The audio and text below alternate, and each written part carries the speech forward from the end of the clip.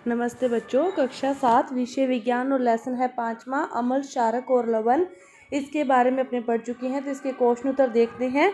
तो देखो, पहला क्वेश्चन क्या दे रखा है, अम्ल व क्षारकों के बीच में अंतर बताने हैं कि अम्ल व क्षारक के अंतर क्या होते हैं। तो अम्ल क्या होते हैं, स्वाद में कड़वे होते हैं या खट्टे खट्टे होते हैं, और क्षार होते हैं कड़वे। और दूसरा, आप लिटमस परीक्षण वाला कर सकते हो, जैसा कि आपको मैंने लेसन में भी बताया था।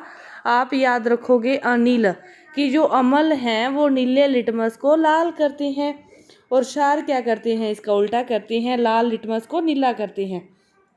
तीसरे, आप इसके उदाहरण दे सकते हो, नींबू, दही, सिरका, ये अम्ल के उदाहरण है। क्षारक के उदाहरण खाने का सोडा, साबुन, चूने का पानी है। इसके बाद देखो, दूसरा क्वेश्चन क्या है कि अनेक घरेलू उत्पादों जैसे खिड़की साफ करने के मार्जकों आदि में अमोनिया पाया जाता है। ये लाल लिटमस को नीला कर देते हैं, तो इनकी प्रकृति क्या है। जो लाल लिटमस को नीला करते हैं वे क्या होते हैं, क्षारक होते हैं। क्या होते हैं, क्षारक होते हैं। तीसरा क्वेश्चन, उस स्रोत का नाम बताइए जिससे लिटमस परीक्षण को प्राप्त किया जाता है। लिटमस परीक्षण, जो लिटमस है उनको कहाँ से प्राप्त किया जाता है, लाइकेन से निकाला जाता है। लिटमस को कहाँ से निकाला जाता है, लाइकेन से। चौथा क्वेश्चन है कि क्या आसुत जल अम्लीय, क्षारीय, उदासीन होता है। तो जो आसुत जल है वो कैसा होता है, उदासीन होता है। अपने इसको लिटमस परीक्षण के द्वारा चेक कर सकते हैं कि लिटमस के साथ ये किसी भी प्रकार का कोई भी रंग में परिवर्तन नहीं करता, तो यह क्या होता है, उदासीन होता है। पांचवा क्वेश्चन है, उदासीनीकरण के प्रक्रम को एक उदाहरण देते हुए समझाना है।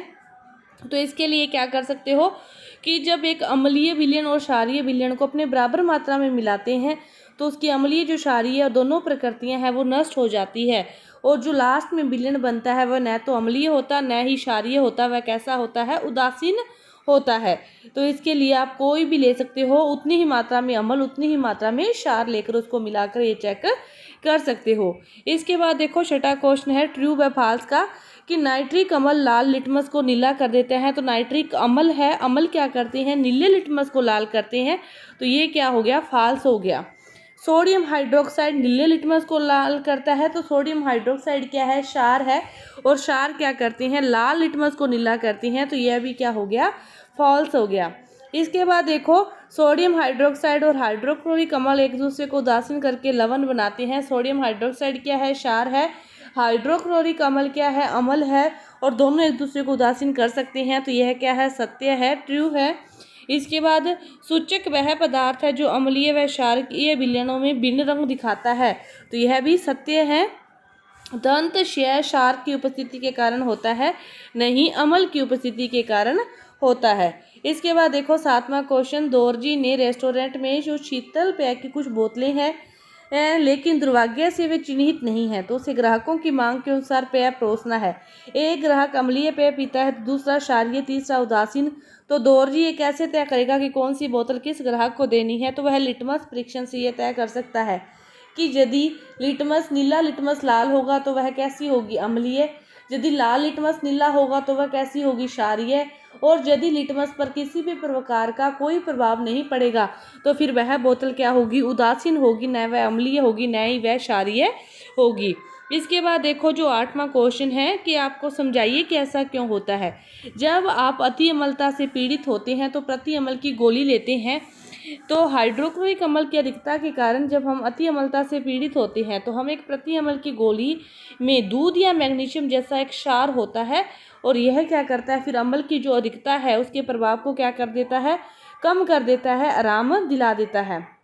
इसके बाद जब चींटी काटती है तो त्वचा पर कैलेमाइन का विलयन लगाया जाता है। चींटी के डंक में अम्ल होता है जो त्वचा पर जलन पैदा करता है। चींटी के डंक में क्या होता है, अम्ल का होता है जो त्वचा पर जलन पैदा करता है। कैलामाइन के घोल में जिंक कार्बोनेट होता है, फिर वो कैसा होता है, क्षार होता है। तो फिर उसके ऊपर लगाते हैं तो एक दूसरे के प्रभाव को वो क्या कर देते हैं, नष्ट कर देते हैं। इसके बाद देखो, कारखाने के अपशिष्ट को जलाशयों में बहाने से पहले उसे उदासीन किया जाता है, क्योंकि जो उसके अंदर रहने वाले जीव हैं वो क्या हो जाते हैं, उनको किसी प्रकार की कोई भी हानि न हो, इसीलिए उनके प्रभाव को पहले उदासीन किया जाता है। इसके बाद देखो, हल्दी के सूचक के रूप में इसकी पहचान करनी है। तीनों विलयनों की, एक हाइड्रोक्लोरिक अम्ल है, दूसरा सोडियम, तीसरा शक्कर।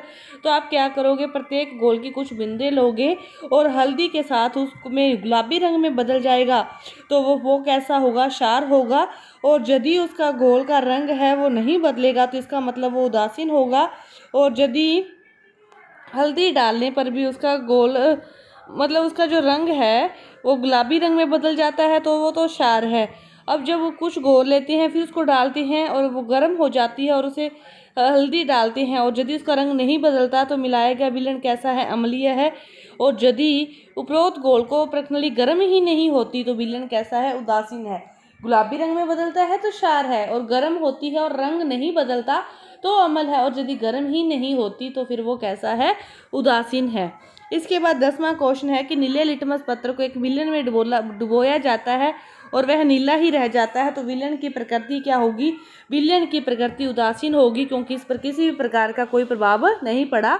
तो विलयन की प्रकृति कैसी होगी, उदासीन होगी। इसके बाद देखो निम्न वक्तव्यों को ध्यान से पढ़ना है और इसमें से कौन सा वक्तव्य सही है ये बताना है।